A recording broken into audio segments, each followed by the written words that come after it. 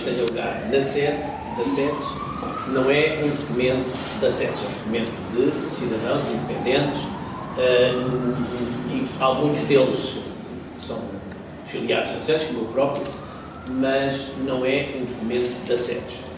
Gostaria de já referir que isto é um manifesto e salientar que não é um manifesto contra os partidos, muito pelo contrário, é um manifesto para premiar os partidos que apresentem bons candidatos às eleições. Os partidos são o pilar da democracia, não há democracia sem partidos.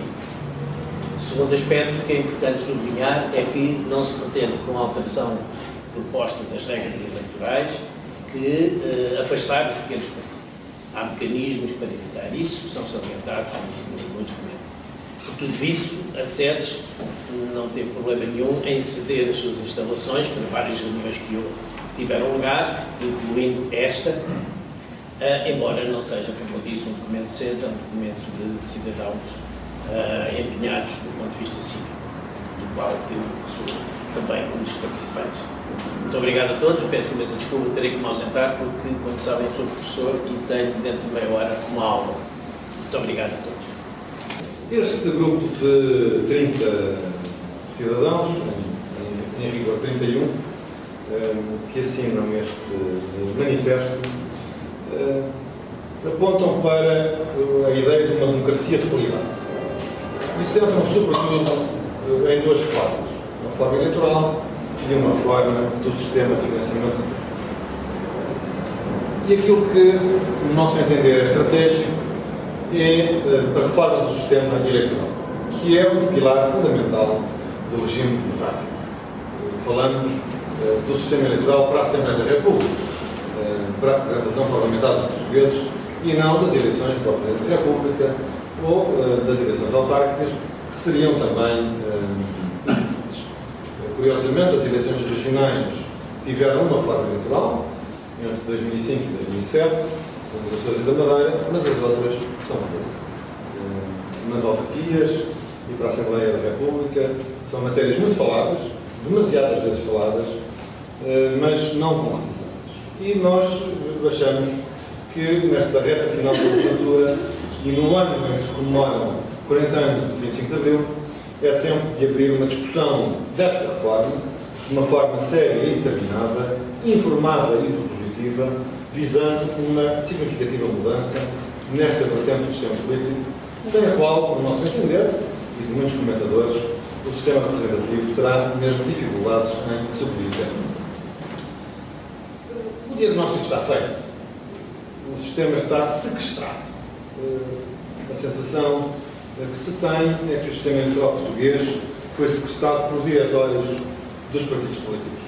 Os partidos transformaram-se, nomeadamente os chamados do arco do poder ou do arco da governação, em centros políticos fechados no exterior, dominados por aparelhos profissionais, em que cada vez mais a sensação é que é apenas o grupo dominante que em cada circunstância determina o perfil e os nomes dos deputados eleitos. Os eleitores pouca escolha têm. E temos assistido àquilo que podemos caracterizamos como um circuito fechado endogâmico, como aquelas famílias que casam umas com as outras, portanto, as pessoas o sistema político se foi fechando cada vez mais. Isto tem levado, aliás, a que as propostas apresentadas com real significado são cada vez mais fracas e pouco mobilizadoras e, portanto, nós assistimos a uma degradação contínua da qualidade da democracia, que, no entender de muitos de nós, é responsável pelas dificuldades que o país está a atravessar. Daí resultou um fosso de quebra de confiança entre os representados e os representantes. E os sinais são vastos. A abstenção, que ultrapassa em várias eleições os 50%, o anormal crescimento de votos brancos e nulos, que é uma forma mais sofisticada do eleitor significar que não se identifica com ninguém, e até uma errática fragmentação do voto. Não é que as pessoas não possam ter opções novas, isso é bom, mas enfim, é sintomático que as pessoas votam mais como protesto nessas escolhas que fazem do que propriamente do que fizeram opções estruturadas muito diferentes. E, no nosso entender, se não houver uma forma, este fosso é mortal para o regular funcionamento da democracia. Não é um fenómeno novo em Portugal. Já no final do século XIX, nós tivemos fenómenos semelhantes que estão tratados na nossa literatura. Aliás, é muito interessante ver como na internet circulam abundantemente factas, trechos de Ramalho Ortigão, Bessa de Queiroz, de outros escritores que criticam coisas desse tempo e que nós vemos que parece que é hoje. Portanto, no fundo, a reprodução de vícios, de males que já existiram, o peso dos aparelhos, as redes clientelares, as facções partidárias, a arteriosclerose do sistema. A reforma que, portanto, é necessário fazer é para garantir a representação e restabelecer a confiança. Como o Luís Campos e Cunha já aqui disse, não se trata de atentar contra os partidos, nem atacar os pequenos partidos, pelo contrário, trata-se de melhorar a qualidade da representação e, através da melhoria da qualidade da representação, restabelecer a confiança. São 3 linhas as que, entre nós, nas nossas reuniões, mereceram consenso. Uma forma que coloca o poder de escolher os deputados muito mais nas mãos dos eleitores.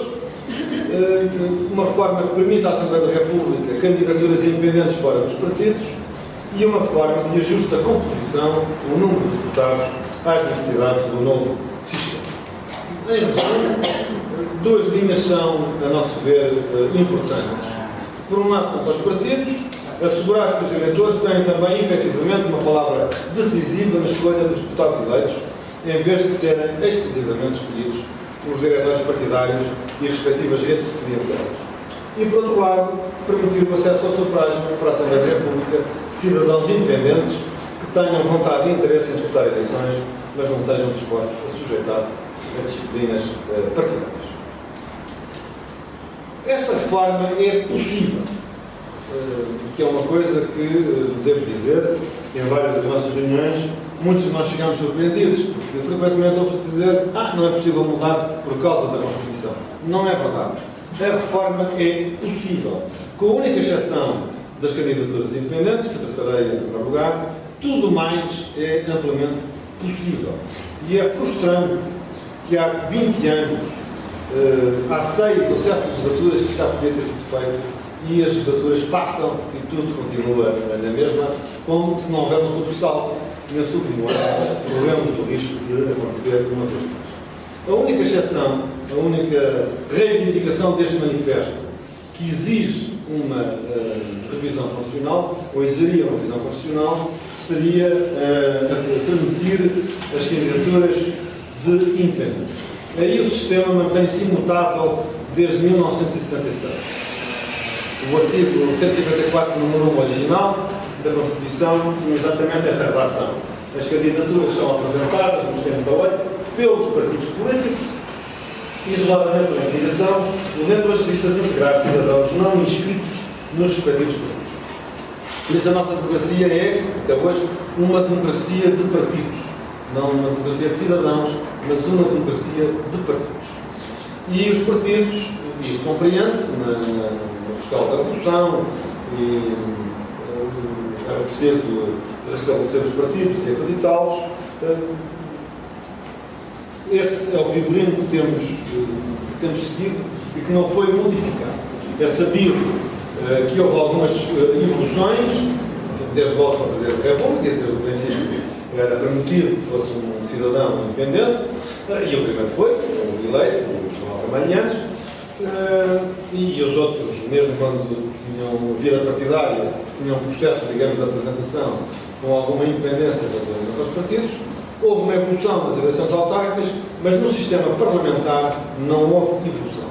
A única mudança deste artigo é que mudou o número. Em vez de ser o artigo 154, hoje é o artigo 151, mas a disposição é exatamente a mesma.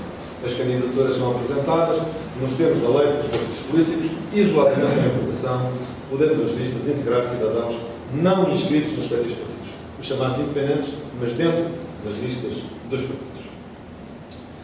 Agora, tudo mais é possível mudar. Quanto ao número de deputados, foi feita uma primeira revisão em 1989, que reduziu a composição da Assembleia. Na altura eram 250 deputados, conhecido já o número da Assembleia Constituinte, e essa revisão, em 89, reduziu para uma banda entre 230 e 235.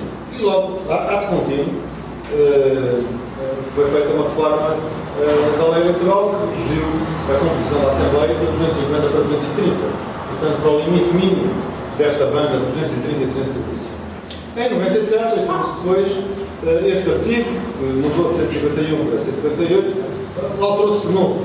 E, portanto, esta banda baixou para 180 a 230. Mas a Assembleia tem-se mantido no limite máximo desta banda, 230. É mesmo a única questão que volta e meia vem à baila, é esta pressão para a redução do número de deputados, mas não tem sido mudado. Nós comentaremos também a nossa posição a este respeito um pouco mais à frente. Outra reforma que é importante é a introdução de um círculo nacional. Como sabem, as eleições para a Assembleia da República são feitas com base em círculos regionais, correspondentes aos 18 distritos do continente e às 2 regiões autónomas. São 20 círculos. Mas, em 1989, foi permitida a introdução de um círculo nacional, que ao lado dos círculos regionais fosse introduzido um círculo nacional. E que pode ser um elemento importante da reforma, na reformulação dos círculos. O círculo nacional é, muitas vezes, um instrumento a que se recorre para compensar, portanto, para introduzir alterações na estrutura dos círculos regionais, que permita aproximar os deputados, mas depois, como isso pode afetar a proporcionalidade, o círculo mais amplo repõe a proporção exata no espaço nacional. Só uma nota à parte, a reforma eleitoral feita para a Assembleia Regional dos Açores foi feita assim. Portanto, foi introduzido um círculo regional. Os círculos nas ilhas, os círculos nas eleições regionais açorianas eram círculos de ilha e foi acrescentado um círculo regional, que introduziu mais justiça na representação. Portanto, os deputados são eleitos nos círculos regionais, os círculos de debate, os círculos insulares, e depois há uma correção no conjunto da região autónoma em que se recorre a um círculo regional que tem 5 deputados e que compensa os partidos que perderam votos, digamos assim, ou perderam representação, os votos seriam perdidos apenas pelos círculos de base. Portanto, o Círculo Nacional foi introduzido em 1989 e passam 25 anos, nada foi feito. 25 anos em que este instrumento podia ser usado e nada foi feito no desenho dos círculos eleitorais. Em 1997, alterou-se a estrutura, mas a previsão do Círculo Nacional mantém-se. Mas a revisão de 1997 passam agora 17 anos, foi feita pela Lei Constitucional 197, 20 de setembro, passam exatamente dentro de poucos dias 17 anos sobre a sua publicação, permitiu uma verdadeira reforma revolucionária na estrutura dos círculos, porque permite introduzir os círculos uninominais. Muita gente não sabe que é possível círculos uninominais em Portugal. Muita gente acha que nós ainda estamos obrigados pela Constituição a ter apenas listas plurinominais proporcionais. Já agora, o que é um círculo uninominal e o que é um círculo plurinominal? Círculo plurinominal são um círculo onde são eleitos vários nomes, vários deputados, portanto, que se apresentam numa lista e esses mandatos são decididos, no nosso caso, pelo sistema proporcional segundo o método onde reparte-se esses lugares pela proporção competida por cada lista. Círculos uninominais são círculos que só elegem um deputado e, portanto, são eleitos por maioria. O mais votado é eleito. Há sistemas em que é eleito o mais votado na primeira eleição, não é o caso na Inglaterra, com maioria relativa. Há casos onde é necessário ter uma maioria absoluta, ou em qualquer caso se vai uma maioria reforçada e há uma segunda volta, como acontece nas eleições francesas. O problema dos círculos uninominais, este é um ponto muito importante para se perceber aquilo que nós defendemos, é que introduz uma injustiça na representação. É o que se passa no sistema político britânico. Há forças políticas que têm uma enorme expressão eleitoral, mas que não elegem ninguém.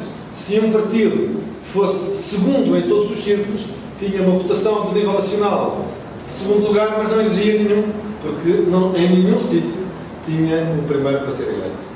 Era sempre eleito o terceiro que nos sítios era primeiro e o primeiro que noutros sítios era terceiro, mas o partido que estava ao mesmo era segundo em todo o lado, por absurdo, não tinha ninguém na Câmara dos Comuns. Portanto, o problema dos círculos uninominais, além daquelas críticas que se eu falar, do populismo, do excesso de protagonismo, etc., poder-se-ia aprofundar, o problema é da injustiça da representação. Ora, não é isso que nós defendemos. E também não é isso que a nossa Constituição permite.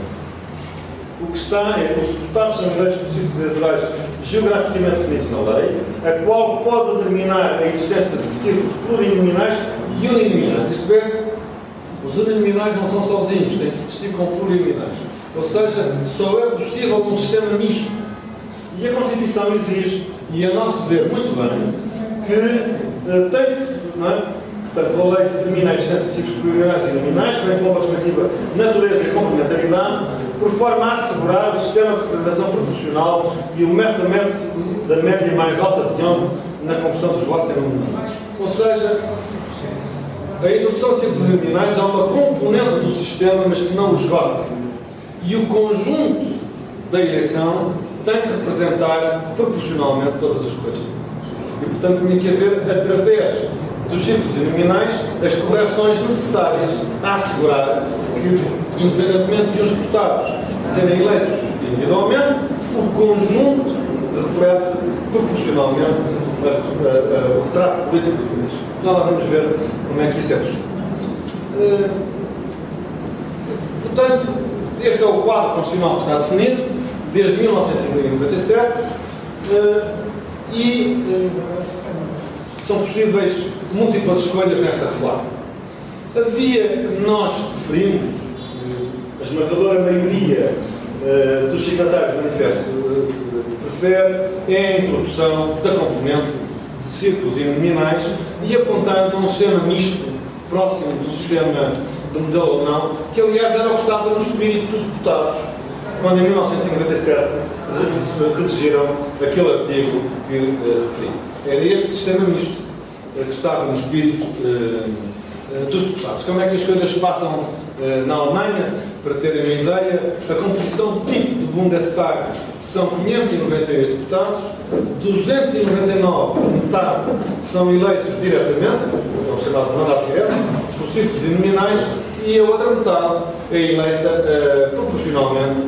E, portanto, aí os círculos são regionais, correspondem aos Länder, aos Estados Federados, que são divididos em tantos círculos quanto a metade dos deputados a eleger e, portanto, o partido, o eleitor tem 2 votos, um para o deputado e outro para o partido. O que define a proporção é o voto para o partido. Se o partido elegeu, pela sua cota, já o número suficiente de deputados nominais não elege mais pela lista, se tudo o que lhe falta vai buscar à lista. Este pode dar os chamados deputados suplementares, já lá vamos mais à frente. Mas, portanto, é um sistema em que metade dos deputados são eleitos diretamente, mas que, no conjunto, o Bundestag representa exatamente as diferentes correntes políticas da Alemanha, os democratas cristãos, os sociais-democratas, os verdes, os do Die Linke e também alguns partidos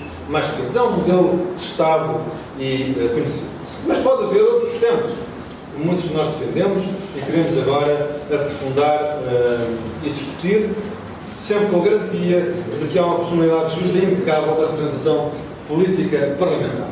E, portanto, pode haver 3 tipos de modelos nesta articulação dos sistemas mistos. Ou de círculos uninominais com círculos plurinominais regionais, sem círculo nacional, como acontece na Alemanha, ou círculos uninominais com círculos regionais e ainda um círculo nacional, como alguns defendem, ou também, como chegou a ser feito entre nós, uma simulação por Rui Oliveira Costa, um modelo que teria apenas os círculos uninominais e um círculo nacional de compensação. Imaginemos, hoje somos 230, 115 eram eleitos uninominalmente e 115 eram um círculo nacional que corrigia a representação parlamentar por forma a assegurar a representação proporcional justa das correntes existentes. Mas há ainda outros modelos, em que não se recorre à possibilidade dos círculos uninominais, mas são outros modelos possíveis e que nós destacamos no manifesto, sobretudo os dois. Que é o modelo seguido nos países nórdicos, na Europa, nomeadamente na Finlândia, na Suécia, na Dinamarca, com ligeiras variações, não vou agora entrar em detalhe, em que são listas plurinominais, mas em que a pessoa vota no deputado. Portanto, para votar num partido, a pessoa vota num deputado. Não, na Finlândia, aliás, o partido nem pode ordenar a lista. A lista vem sempre ordenada por ordem alfabética. E o número de votos que cada deputado tem é o que vai dar a ordenação da lista. Portanto, quando depois é feita a repartição proporcional dos mandatos na lista, a ordenação foi feita não pelo diretório partidário, mas por número de votos que cada candidato teve. E o outro sistema, que é um sistema bastante, eu gosto muito dele, acho muito interessante, muito sofisticado, muito difícil aqui de explicar, mas que resulta muito bem, é o sistema irlandês, que é um sistema de voto único transferível, assim se chama, funciona em círculos pequenos, de 3 e 6 deputados, e em que as pessoas votam nos candidatos individualmente, e dão preferências, 1, 2, 3, 4, 5, 6. Isso tem um sistema de contagem que é um bocadinho complexo, mas enfim, os eleitores não contam os votos, têm que saber que isso funciona, mas é um sistema que realiza como que a quadratura do círculo. É como se fosse um sistema nominal, as pessoas votam nos deputados de que gostam, e como gostam deles, podem, aliás, votar em deputados de partidos diferentes, ou votados do partido e votados de candidatos independentes, fazem a escolha como quiserem, mas depois a contagem resulta de tal forma, a matemática é uma ciência prodigiosa, que resulta a representação proporcional. Portanto, é um sistema, e isso poderia ser, aliás, compensado com um círculo nacional que o assegurasse. Todas estas opções que aqui apresentamos podem ter ou não ter círculo nacional de compensação, e esse círculo nacional pode tanto ter candidatos próprios, como ser apenas um círculo virtual de apoio. Não é, portanto, por falta de opções que a reforma eleitoral não é feita. Ela é possível e é bloqueada pelos diretórios do sistema, que nos têm entretido e têm mantido o sistema político num impasse. O apelo que nós fazemos é que se rompa com esta inércia e com este bloqueio e que se avance para essa reforma. Um ponto essencial que nós frisamos é a honestidade desta reforma. É indispensável que esta reforma seja uma reforma séria, seja uma reforma honesta, seja uma reforma, mais do que honesta, impecavelmente honesta, que o cidadão se possa identificar com ela e rever-se com ela. Não seja uma série de truques, nem de habilidades, nem de engenharias no mau sentido, que seriam, aliás, condenadas ao fracasso e trairiam a cidadania. Eu creio, aliás, que é o facto de muitos setores desconfiarem que os donos do sistema querem afunilá-lo outra vez, que tem contribuído para essa resistência. Para nós é indispensável garantir que seja séria e exata a representação parlamentar. E isso é uma representação tripla do ponto de vista nacional. Uma representação proporcional justa do território, uma representação proporcional justa dos cidadãos e uma representação proporcional justa das correntes políticas. Um sistema político eleitoral, como nós defendemos, só será correto se assegurar esta tripla representação séria do território, dos cidadãos, das correntes. Por isso nós fazemos uma prevenção contra este coro que se faz para a redução do número de deputados. Por um lado, é discutível, não vamos aqui discutir, não é o nosso ponto principal, é discutível que haja deputados a mais. Mas, sobretudo, parece-nos que não é por aqui que se deve começar. Onde se deve começar é por uma reforma qualitativa do sistema. É preciso reforçar o poder de escolha dos eleitores. Depois, aquela banda de 180 a 230 é uma banda que a reforma pode usar, consoante o sistema concreto que for escolhido, para assegurar que a Assembleia da República que resulte desse sistema assegura aquela tripla representação. Não haja território que fique por representar, não haja correntes políticas relevantes que fiquem por representar, não há cidadãos que se sintam excluídos. Portanto, há aí uma banda que pode ser possível. Isso for para um sistema alemão, isso permite também acomodar aquilo que os alemães diziam Übergangen Mandate, ou mandatos suplementares. Isto é, daquele sistema em que o cidadão eleitor tem um voto no deputado e um voto no partido, pode resultar que numa eleição haja mais deputados eleitos do que o número de referência. E, de facto, nas eleições da Alemanha há sempre mais 8, mais 10, mais 12, mais 15, depende do resultado eleitoral, acima dos 598. Porquê?